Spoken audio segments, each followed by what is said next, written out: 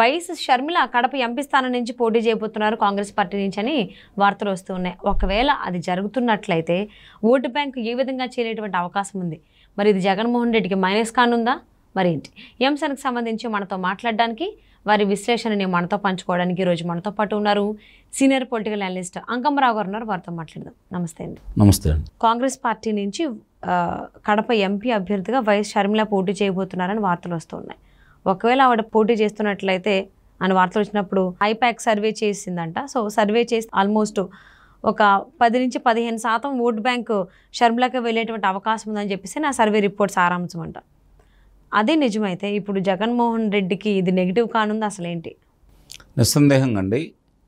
ఇప్పుడు వైఎస్ షర్మిల గారు కనుక కాంగ్రెస్ పార్టీ తరఫున నుంచి అక్కడ లోక్సభ బరిలో కనుక నిలబడితే మీరన్నట్టు 10 నుంచి 15% ఓట్లు తప్పకుండా వస్తాయి.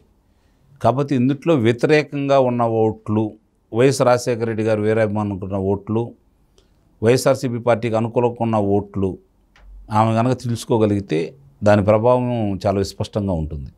అలా కాకుండా వైఎస్ జగన్మోహన్ రెడ్డి గారిని వ్యతిరేకించే వాళ్ళు కొంతమంది తెలుగుదేశం పార్టీ కూటమికి ఓటేయాలనుకున్న వాళ్ళు ఓట్లు కనుక చీల్చుకుంటే దానివల్ల ఎంతో కొంత నష్టం అనేది తెలుగుదేశం పార్టీకి కూడా జరిగింది.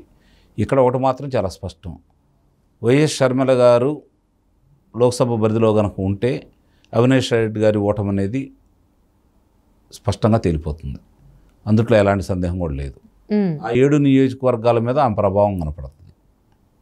ఇప్పటికే అక్కడ వ్యతిరేక పవనాలు భారీగా వీస్తున్నాయి. కడపలో గతంలో 10 స్థానాలు వాళ్ళకి వచ్చినాయి. కాబట్టి ఈ తడవ ఆ పరిస్థితి కనపట్టలేదు వాళ్ళకి.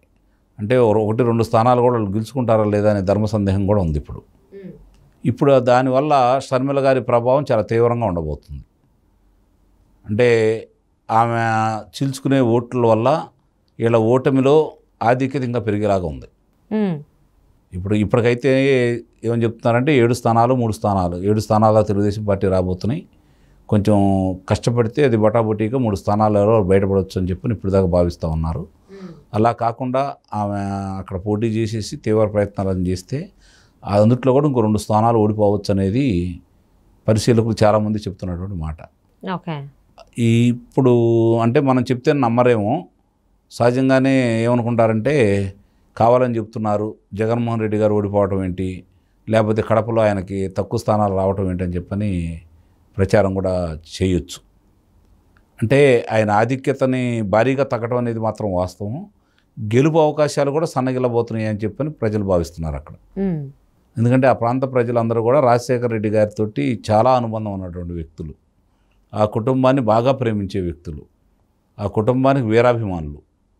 అట్లాంటి వాళ్ళు రాజశేఖర రెడ్డి గారి తమ్ముడిని వివేకానంద రెడ్డి గారిని చంపింది వీళ్ళే అనే వాస్తవాలు ఈరోజు వాళ్ళందరూ తెలిసిన తర్వాత ఇప్పటివరకు గుమ్మనంగా ఉన్న వాళ్ళందరూ రేపు ఓట్లు వేసే సమయానికి వాళ్ళందరూ కూడా వ్యతిరేకంగా ఓట్లు వేస్తారని చెప్పని అందుతున్న సమాచారం. వాళ్ళు ఒక నిర్ణయానికి వచ్చి ఉన్నారు. అందుట్లో ఎలాంటి సందేహం కూడా ఏం లేదు. అధికార మార్పిడి జరగాలి, జగన్మోహన్ రెడ్డి గారిని ఇంటికి పంపించాలని చెప్పని తీవ్రమైన నిర్ణయాలు తీసుకొని ఉన్నారు వాళ్ళు. కాబట్టి ఇప్పుడు ప్రజల అభిప్రాయాన్ని కనుక పరిగణలోకి తీసుకున్నా కూడా అక్కడ 3 అంశాలు పరిగణలోకి తీసుకుంటా ఉన్నారు. ఒకటి, చంద్రబాబు నాయుడు గారి సమయంలో తెలుగుదేశం పార్టీ అధికారంలో ఉండక ముఖ్యంగా రైతులకి ఊరట లభించింది, వారికి నీరందిని పులివెందులకు కూడా. మరి నువ్వు అధికారంలో వచ్చిన తర్వాత నువ్వేం చేసావు, ఎందుకు నీళ్ళు అందట్లేదు? ఇది రైతుల మీద తీవ్ర ప్రభావం ఉంటుంది. ఆ తర్వాత కడప ఉక్కు కర్మాగారాన్ని ఎక్కడే పనులు ఉన్నాయో ఏం పురోగతి సాధించలేదు, దాని మీద యువతలో బాగా వ్యతిరేకత ఉంది. ఇప్పుడు మూడోది ఏంటంటే ఇన్ని జరుగుతున్నా కూడా ఈరోజు కూడా నీకు అన్నమయ్య ప్రాజెక్టుకు సంబంధించి ఇప్పుడు ఆ కొట్టుకుపోయి 2 సంవత్సరాలు కూడా దాటింది కదా, మరి ఇంతవరకు అక్కడ నివారణ చర్యలు చేపట్టలేదు, మరమ్మతులు కూడా చేయించట్లేదు. ఇవన్నీ ప్రభావం అక్కడ ఆ జిల్లా వాసులందరి మీద ఉంది, రాయలసీమ మొత్తం మీద కూడా ఉంది. దానివల్ల రోజు రోజుకి ఈయన ప్రభ తగ్గిపోతూ వ్యతిరేకత పెరుగుతూ ఉంది.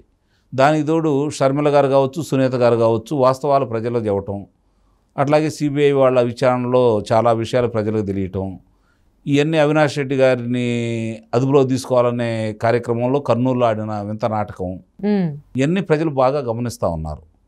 అంటే మనం అనుకున్నది వేరు, జరుగుతుంది వేరు. వాళ్ళ ఆధిపత్యం కోసం అడ్డమైతే బాబాయ్ గారిని ఇలా చేశారు కాబట్టి రేపు పొద్దున మనమెంత ఆలోచనలో ప్రజల్లోకి వచ్చిందని చెప్పని దానికి సంబంధించి ఇద్దరు చెల్లెళ్ళు కూడా ఆమె వీధిన తిరుగుతుంది. షర్మిల గారు సొంత చెల్లెలు గారు ఆమె ప్రశ్నించే సమాధానాలకి ఈయన దగ్గర సమాధానం లేదు ప్రశ్నలకి. మరి అలాగే సునీత గారు తండ్రి గారి హత్యకు సంబంధించి ఆమె అడిగేదానికి కూడా వీళ్ళ దగ్గర సమాధానం లేదు. అంటే ఏ విధంగా చూసుకున్నా ఎటు నుంచి చూసుకున్నా దోషులు వీళ్ళే కనపడుతున్నారు. దీన్నన్నీ దృష్టిలో పెట్టుకున్న తర్వాత ప్రజల్లో రోజు రోజుకి వ్యతిరేకత పెరుగుతూ ఉంది. ఆధిక్యత తగ్గిపోయిద్ది అనుకున్నారు, కానీ ఇప్పుడు ఓడిపోతారేమన్న అభిప్రాయం కూడా వ్యక్తం చేస్తూ ఉన్నారు. అందులో షర్మిల గారు పోటీ చేసిన తర్వాత దాని ప్రభావం చాలా బాగా ఉంది. అంటే కడప నుంచి ఎంపీ బరిలోంచి షర్మిల దిగిపోతున్నారు కాబట్టి అక్కడే కాకుండా పక్కన ఉన్నటువంటి నియోజకవర్గాల పైన కూడా ఆ ప్రభావం చూపించేటువంటి అవకాశం ఉంది అన్నట్లుగా చాలామంది అభిప్రాయపడుతున్నారు. ఇది నిజమే అంటారా? అంటే ప్రభావం చూపుతుంది అంటే చీల్చుకునే ఓట్ల శాతాన్ని బట్టి ఆధారపడి ఉంటుంది.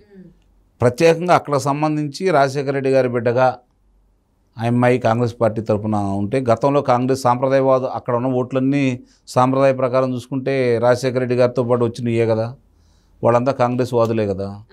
ఈరోజు రాజశేఖర రెడ్డి గారికి అన్యాయం జరిగింది, రాజశేఖర రెడ్డి గారి కుటుంబానికి అన్యాయం జరిగిందనే కదా రాజశేఖర రెడ్డి గారి అబ్బాయితోటి వాళ్ళు కలిసి ఉంటుంది.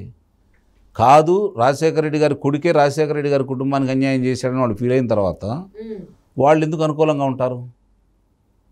వాళ్ళ ఆలోచన మొదలైంది అది. కాబట్టి ఇప్పుడు ఈరోజు రాజశేఖర రెడ్డి గారికి సంబంధించినంత వరకు కుటుంబ సభ్యులు ఎవరున్నారు? జగన్మోహన్ రెడ్డి గారు, చెల్లెలు గారు తప్ప మిగిలిన కుటుంబ సభ్యులందరూ ఏమైపోయారు? భార్య గారు ఎక్కడున్నారు? కుమార్తె ఎక్కడుంది? తమ్ముడు కుమార్తె ఎక్కడుంది? ఆయన అనుచరులు ఎక్కడున్నారు? ఇవన్నీ ప్రజలు బేరీజు వేసుకుంటారు అక్కడ. వీళ్ళందరూ కనపట్లేదు కాబట్టి ఇది రాజశేఖర రెడ్డి గారి పార్టీ కాదనుకుంటారు వాళ్ళు. రాజశేఖర రెడ్డి గారి కోసం పుట్టిందని అనుకోవట్లేదు వాళ్ళు. ఇవన్నీ కూడా ప్రజలు గమనిస్తూనే ఉన్నారు, ఒక ఆలోచనకు వచ్చి ఉన్నారు. గెలుపు ఓటముల తర్వాత తీసి పక్కన పడేస్తే ఈ పరిణామాలన్నిటికీ మూలాధారం ఇక్కడే ఉంది, కారకులు వీళ్ళే అయ్యి ఉండొచ్చు.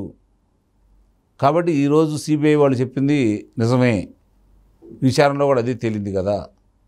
ఇవన్నీ చాలా స్పష్టంగా ఈరోజు ప్రజలందరూ కూడా ఆలోచించుకుంటున్నారు. సో అంటే కడప ఎంపీ స్థానం నుంచి వై షర్మిల పోటీ చేయబోతున్నారనే దాని తర్వాత ఐపాక్ చేసిన సర్వేలో కూడా ఆల్మోస్ట్ 15% వరకు తను చేజిక్కించుకునే అవకాశం ఉందన్నట్లుగా వార్తలు వచ్చాయి. మీకు ఇంకో ఉదంతం కూడా దృష్టిలో పెట్టుకోవాలి. 2023 ఫిబ్రవరిలో జరిగిన శాసనమండలి ఎన్నికలు కూడా మీరు పరిగణలో తీసుకుంటా ఉంటే సొంత నియోజకవర్గం పులివెందులలో కూడా ఆయనకి ఆధిక్యత తెలుగుదేశం పార్టీ వాళ్ళకి వచ్చింది. పులివెందుల నియోజకవర్గంలో కూడా ఆధిక్యత తెలుగుదేశం పార్టీ వాళ్ళకి వచ్చింది. అంటే దీన్ని బట్టి అర్థం చేసుకోవాలి కదా వ్యతిరేకత ఏ స్థాయిలో ఉందనేది. సో ఈవెన్ వాళ్ళకి అర్థమైపోయింది, ఇంకొంచెం పెరిగింది ఇప్పుడు. అవును. సో రెగ్యులర్గా ప్రతిదానికి అభ్యర్థి పైన అంటే వాళ్ళ సొంత పార్టీకి సంబంధించి అభ్యర్థుల పైన ఐపాక్ సర్వే నిర్వహించడం జరిగింది. ఇప్పుడు వైఎస్ షర్మిల పోటీ చేయబోతున్నారు ఎంపీ స్థానం నుంచి అనేసరికి ఈవిడ మీద కూడా సర్వే చేశారు. సో అది ఆల్మోస్ట్ జగన్మోహన్ రెడ్డికి డ్యామేజే అన్నట్టుగా రిపోర్ట్